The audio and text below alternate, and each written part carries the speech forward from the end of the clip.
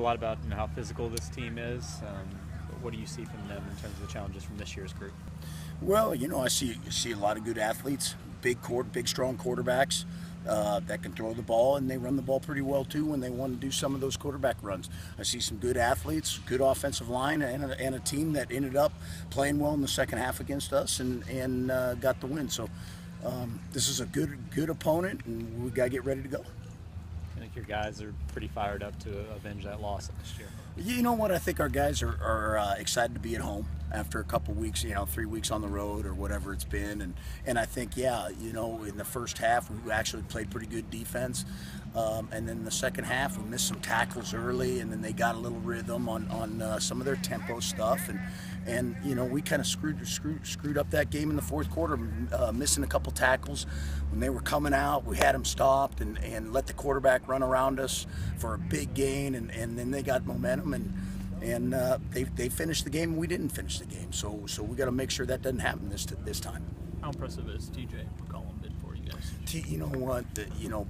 Both he and John, and really especially TJ. I mean, heck, my hat's off to the guy. He leads our team in tackle, or obviously one of our leaders as far as being productive in the tackle category. And he does everything we ask him to do. He plays hard, and he's still young. That's what's great. I mean, he plays kind of like a junior or a senior, and he's only a redshirt sophomore, and we're very, very fortunate to have him. He's a great kid. We love coaching him, and he's going to be a real special player before it's all said and done. Because you weren't really sure what you were getting out of him. Well, we were hoping we were going to get a good player. He obviously didn't play a whole lot of UAB. He was stuck in the depth chart, but he was on special teams, and he's been really a pleasant surprise. He's a great kid to coach and smart, and like I said, we're very fortunate to have him, and I really enjoy coaching him.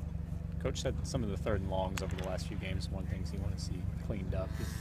Well, the number one thing is not getting the ball over our head. I mean, some of our guys are looking in the backfield, and guys are running right by them. I mean, it's ridiculous, and some of those calls are zone calls, and we're not really getting beat physically. We're not sharp mentally, and we kind of lose focus and let people get behind us. So, we got to just clean that up, and quite honestly, the last 3 weeks there's been some really good things, but it's there's just been some plays that we need to clean up and focus. We kind of lose our focus sometimes and float around there, and we've addressed it with those kids, and they know, and it comes back to practice.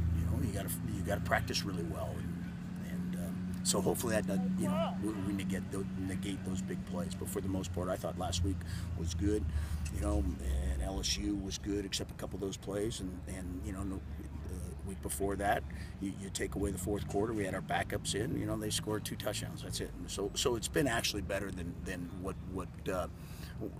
how we feel if you look at the game film, but we can get a lot better.